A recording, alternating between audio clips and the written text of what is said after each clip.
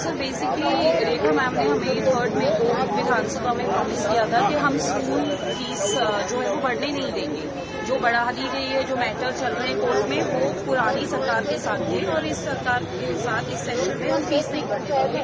But इस session में फिर दोबारा से 15% फीस बढ़ा दी गई है। पिछले सेशन में अप्रॉक्सीमेटली 30% फीस बढ़ाई गई।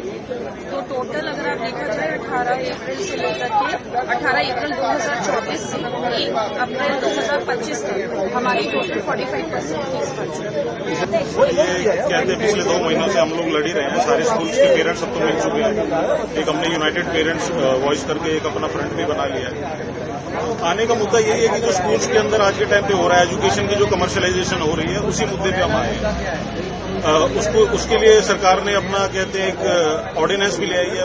खैर हमें समझ में नहीं आ रहा कि ऑर्डिनेंस की क्या जरूरत थी। एक बिल आता, पब्लिक से उसका डिस्कशन होता, उसमें फीडबैक लिए जाते, क्योंकि पेरेंट्स ही सबसे बड़े स्टेक होल्डर्स हैं। पेरेंट्स को प्रॉब्लम है ना। भावना बंसल फ्रॉम बाल भारती पब्लिक स्कूल पीतमपुरा। जो मेरे ब्रदर अभी बात बोल रहे थे कि 15% पेरेंट्स कभी इकट्ठे ही नहीं हो पाएंगे, और अगर हो भी जाते हैं, हम एक आइडियल सिचुएशन मान लेते हैं कि हमारे 15% पेरेंट्स इकट्ठे भी हो गए, ठीक है, लेकिन राइट टू एजुकेशन जो है वो तो इंडिविजुअल राइट है ना। उसमें 15% का तो क्लॉज नहीं है ना कि 15% बॉडी ऑफ अ बच्चा पढ़ेगी और बाकी नहीं पढ़ेगी।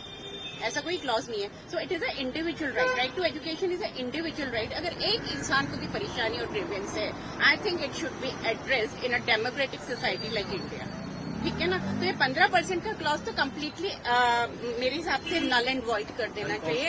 ये अनकॉन्स्टिट्यूशनल है, अनलॉफुल है, and it should be rolled back as immediately as possible. देखिए, जो ये बिल आ रहा है ये काफी मायने में अनकॉन्स्टिट्यूशनल है।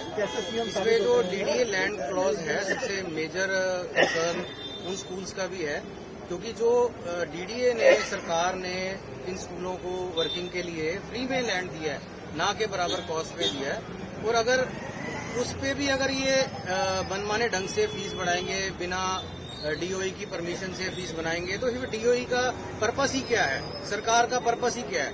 उस लैंड को या तो वापस सोसाइटी को दे देना चाहिए, डीडीए को दे देना चाहिए, या फिर सरकार को उन स्कूलों को अंडरटेक कर लेना चाहिए अगर वो कह रहे हैं कि हमारे स्कूल नहीं चल रहे। और मैं आपको ये भी बताना चाहूंगा आपके माध्यम से, सभी स्कूलों की जो डीडीए लैंड पे स्कूल है उसमें अच्छी खासी स्ट्रेंथ है। एक क्लास में 1:55 की रेशियो है, ओवर स्ट्रेंथ स्कूल है, ओवर बर्डन स्कूल है। और इसमें यही हमारी प्ली है सरकार से। हम आज सरकार से मिलने आए थे, अपनी बात रखने आए थे कि जो ये मनमाने ढंग से फीस बढ़ रही है, जो आर्बिट्रेरी है, जो बिना किसी ऑर्डर के, हम उनसे रिक्वेस्ट करते हैं अगर वो वाकई दिल्ली के पेरेंट्स के हित की बात करते हैं और उनकी जनता का भला चाहते हैं, तो कृपया जल्द से जल्द रोल बैक का एक या फिर एक स्टे ऑर्डर लाए। जो आपने हमारे को एश्योरेंसेज दी हैं, उस पर हम आपकी बात पे हामी भर सकें।